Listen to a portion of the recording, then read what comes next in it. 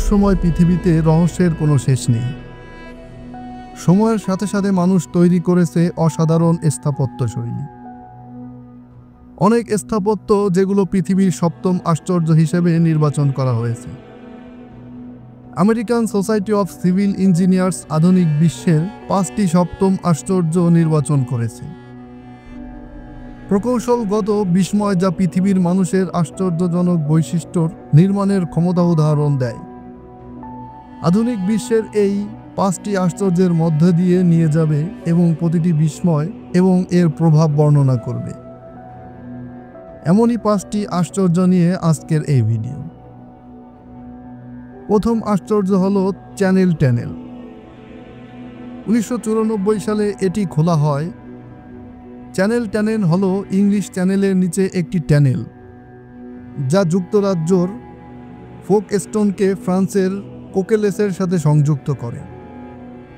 Channel টানেলটি আসলে 3টি tunnel নিয়ে গঠিত। 2টি টানেল ট্রেন পরিবহন করে এবং একটি ছোট মাঝখানের টানেলটি পরিষেবা টানেল হিসেবে ব্যবহৃত হয়।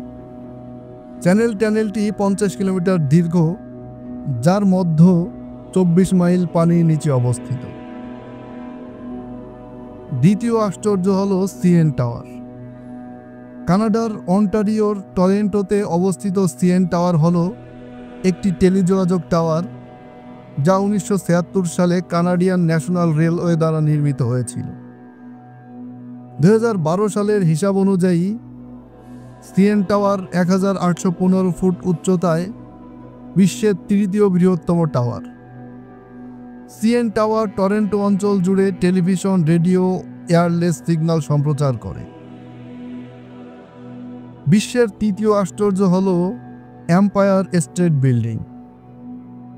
1931 সালের 1 মে যখন এম্পায়ার স্টেট বিল্ডিং উদ্বোধন করা হয়, তখন এটি ছিল বিশ্বের সবচেয়ে উঁচু ভবন, যার উচ্চতা 1250 ফুট।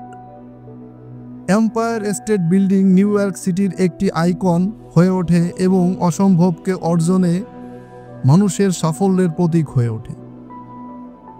এম্পায়ার স্টেট বিল্ডিংটি একটি 102 তলা ভবন। এই বিল্ডিংয়ের লাইটনিং রোডের শীর্ষ ভবনটির উচ্চতা আসলে 1454 ফুট। চতুর্থ আশ্চর্য হল Golden Gate Bridge. Golden Gate Bridge San Francisco শহরকে তার উত্তরে মেরিন কাউন্টির সাথে সংযুক্ত করে। 1937 সালে এটি নির্মাণ কাজ শেষ হওয়ার পর থেকে 1964 সালে নিউ ইয়র্কের ভেরাজানো ন্যারোস ব্রিজ নির্মাণের সময় পর্যন্ত বিশ্বের দীর্ঘতম স্পানের সেতু ছিল। গোল্ডেন গেট ব্রিজটি 1.7 মাইল দীর্ঘ এবং প্রতি বছর 41 মিলিয়ন যাত্রী এই সেতুর উপর দিয়ে যাতায়াত করে। পৃথিবীর 5ম আশ্চর্য হল পানামা খাল।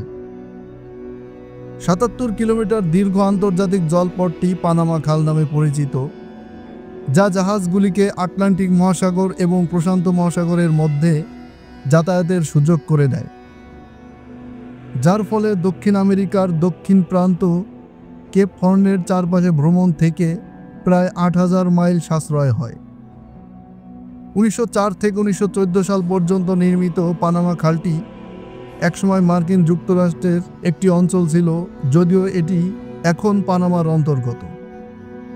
পানামা খালের 3টি সেটের মধ্য দিয়ে এটি অতিক্রম করে প্রায় 15 ঘন্টা সময় লাগে।